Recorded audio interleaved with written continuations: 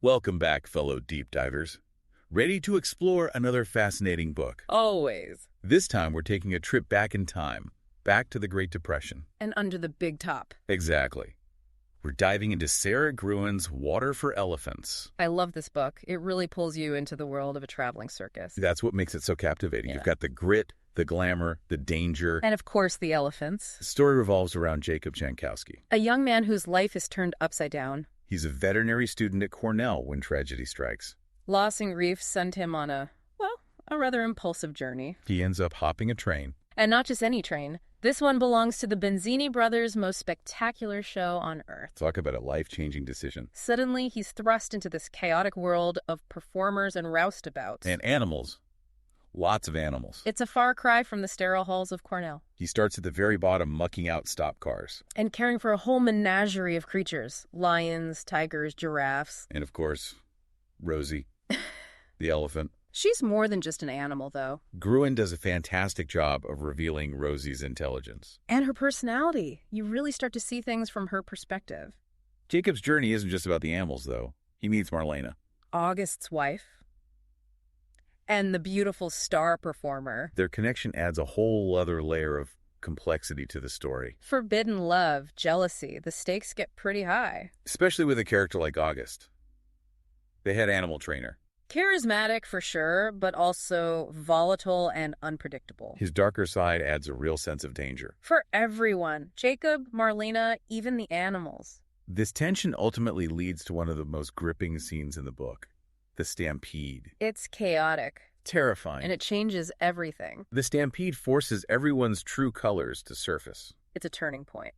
For Jacob, for Marlena, for the whole circus. And it highlights just how fragile this world really is. There's a scene that really stuck with me. Oh, yeah. Where Jacob is forced to, Force? Yeah, August orders him to shoot a horse. Oh, a horse that was injured in the stampede. It was pretty badly hurt, if I remember right. Beyond saving. And Jacob, with his vet training, he's the one who has to do it. It's brutal. It really shows the dark side of the circus. The way they viewed animals back then, purely as commodities. If an animal couldn't perform, it was a liability. Speaking of how the circus worked, I always found the term 1st of May interesting. Oh, right. The newcomers. Because they usually joined on May 1st. Brand new to the world of the circus. At the bottom of the pecking order. Like Jacob. Exactly. And August's cruelty wasn't just aimed at the animals. That's true. His paranoia and jealousy. They kind of poisoned everything. He became a danger to everyone around him. It's a pretty steep downward spiral. For sure.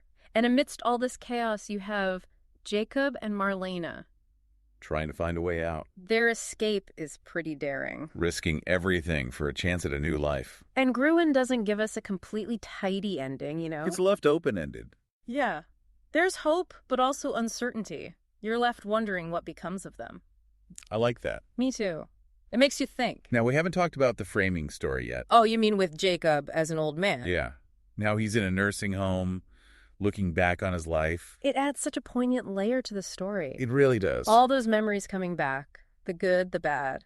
It makes you realize how certain experiences can shape us. Stay with us forever. Then there's the epilogue. With the stories about Topsy and Old Mom. 2 real-life circus elephants. Such different fates, though. Topsy, she was executed. For disobedience. It was a horrific incident. Really highlights how far we've come in terms of animal welfare. Thankfully. But then you have Old Mom. Who had a long career. It shows that even back then, some people recognized the intelligence of elephants. Their sentience. Exactly. They weren't just dumb beasts. These real-life stories add another dimension to Water for Elephants. They make you think about the bigger picture. The themes of animal welfare, for sure. Because at its heart, Water for Elephants isn't just a love story or a circus story. It's about memory, resilience, and our connection with animals. And it stays with you. Long after you finish the last page. It makes you think, makes you question. It definitely sparks conversation. If you're looking for a book that will transport you to another time and place. And really get you thinking. Water for Elephants, is it? It's a journey into the heart of humanity. With all its beauty and its darkness. So if you're intrigued by this world, by this story, definitely pick up a copy of Water for Elephants. You won't regret it. And to make it easy for you. We've got a link down in the show notes where you can grab a copy. Support your local bookstore if you can. Always a good idea. But however you choose to read it, just read it. We hope you enjoyed this little deep dive into this amazing book. And if you're hungry for more deep dive into fascinating books, hit that subscribe button. We release new episodes every week. And don't forget to spread the love. Tell your friends' book club buddies about the show. The more the merrier, right? Absolutely. Until next time, happy reading.